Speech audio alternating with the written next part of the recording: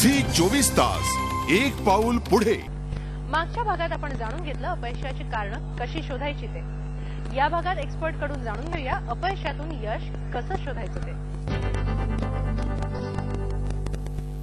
Hi friends, मी अनुज्ञा। नेहमीप्रमाणे तुमच्यासाठी पर्सनॅलिटी डेव्हलपमेंटचा फंडा घेऊन आले। मधुरा माझ्याबरोबर आहेत। अपयशाची कारण काय असतात हे तर मधुराने आपल्याला गेल्या भागात सांगितलेलंच आहे। आता या अपयशावर मात करून सक्सेस कसं मिळवायचं ते जाणून घेऊया मधुराकडनं। हाय मधुरा, काय सांगशील प्रेक्षकांना? हे फार महत्त्वाचं असतं की अपयश पचवणं। खूप लोकांना अपयश पचवणं फार जड जातं। तर त्यासाठी पहिलं आपल्याला लक्षात ठेवायचं ते म्हणजे की कोपिंग विथ युअर फेल्युअर। म्हणजे तुमच्याकडे जे अपयश आलेलं आहे ते पहिल्यांदा हे एक्सेप्ट करायचं की ओके, माझी ही, जसं आपण मागच्या भागात बघितलं की ती कारणं शोधून काढायची आणि समजून घ्यायचं की मला कशामुळे अपयश आलं। दुसरं असं की लर्निंग फ्रॉम युअर मिस्टेक्स, म्हणजे ज्या तुमच्या चुका झालेल्या आहेत त्यातून पुढे शिका, ती चूक परत होता कामा नये।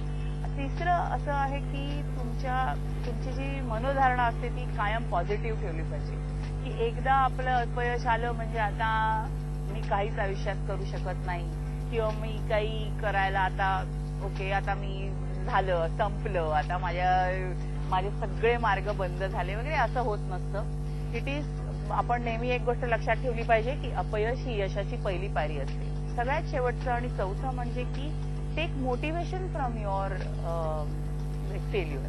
त्यातनं तुम्ही उलट ऊर्जा घेतली पाहिजे की आता वरनं एखादा बॉल जितका जोरात खाली पडतो तितका तो बाउन्स होऊन वर येतो। हे त्यातलं गणित आहे की जितकं तुम्ही उलट तुम्हाला जितकं अपयश येईल तेवढ्याच जोरात तुम्ही प्रयत्न करून वर आलं पाहिजे आणि जास्त आणि ह्या उमेदीनेच विचार केला पाहिजे की आता मी इतकं पडलोय ना, आता तितकंच मी वर जाणार। शेवटी काय असतं की यश ही स्टेट ऑफ माइंड आहे। तुमच्या मनाची यश ही एक अवस्था आहे। सक्सेस म्हणजे तुमचं इथे असतं सगळं की तुम्ही म्हणाल की हे अमुक एक गोष्ट केली तरी त्याला तुम्ही सक्सेस म्हणता आणि एखादी व्यक्ती म्हणेल एवढंच असं म्हणत तो त्याला अपयश धरू शकतो। यश आणि अपयश हे आपल्या मनावर आणि मनाचे आहे।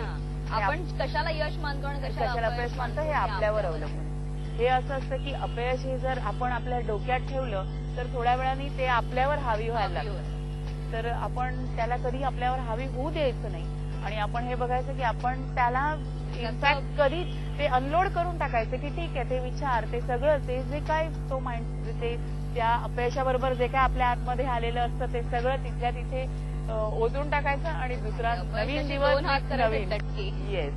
नवीन दिवस नवीन उमेदीने सुरू करायचा। तुम्हाला आज मधुराकडनं खूप महत्वाचा हा सल्ला मिळालेला आहे की कशा पद्धतीने तुम्हाला जर यश संपादन करायचं असेल तर ते असंच येणार नाही की आपण आता वेळ आलेली आहे यशाची यायची, असं नाहीये। तुम्हाला मनापासून डटके तुमच्या समोर येणाऱ्या प्रत्येक अडचणींना सामोरं जावं लागणार, मात करावी लागणार आहे। त्यामुळे अशाच काही मुद्द्यांसह आणखीही काही पर्सनॅलिटी डेव्हलपमेंटसाठीचे मुद्दे घेऊन आम्ही तुमच्यासमोर येणार आहोत पुढच्या भागात। झी 24 तास एक पाऊल पुढे।